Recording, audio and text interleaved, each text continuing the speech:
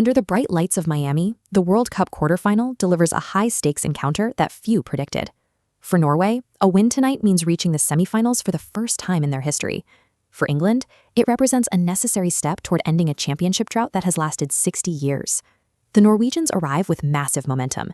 Having already captured global attention by eliminating Brazil, they prove they can compete with established football powers.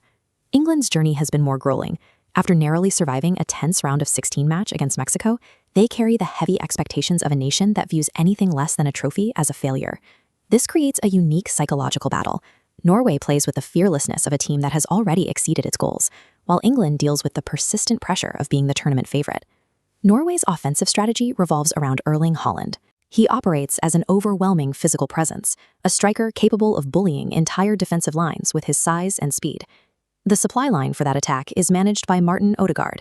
As the team's captain and primary playmaker, he dictates the movement of the game to ensure Haaland gets the ball in high-probability scoring positions. England relies on Harry Kane to lead their front line. He provides a dual threat, acting as both a lethal goalscorer and a stabilizing captain during moments of high intensity. England's true advantage often lies in their midfield depth. Jude Bellingham provides the energy in the center of the pitch, controlling the transition from defense to attack. This match tests two different philosophies. Norway attempts to win by maximizing a concentrated offensive core, while England utilizes a distributed system with multiple scoring threats. While the cameras follow the strikers in the middle of the pitch, the most impactful tactical battles often occur on the wings. England utilizes wide attackers like Anthony Gordon to pull the defense apart. Their speed allows them to HUD the touchline, creating gaps in the opponent's formation. Norway counters this with Antonio Nusa.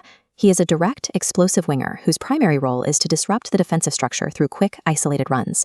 This map shows the spatial conflict on the edges of the grass, where England's offensive width clashes with Norway's counter-attacking channels.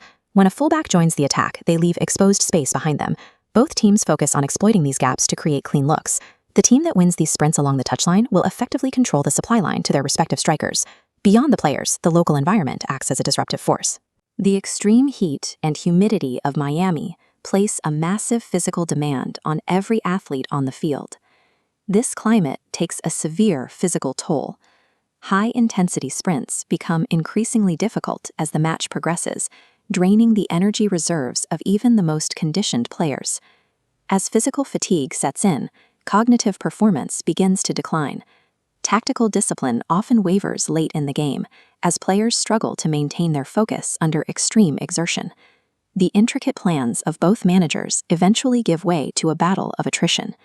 In the final 30 minutes, the result depends more on endurance and the ability to minimize errors as the body fails. There is a strong possibility that this grueling physical contest will remain tied, pushing both teams into extra time and the high-pressure environment of penalty kicks. A win for Norway would prove that a unique generation of talent can propel a smaller nation into the Final Four, making their dream of a world title tangible. For England, the stakes are different. A loss would add to decades of tournament failure, while a victory would validate the strength of their modern squad. Tonight, one team will secure their place in the history books. The other will be left to reconcile with the weight of the opportunity they missed. The world is waiting for the verdict.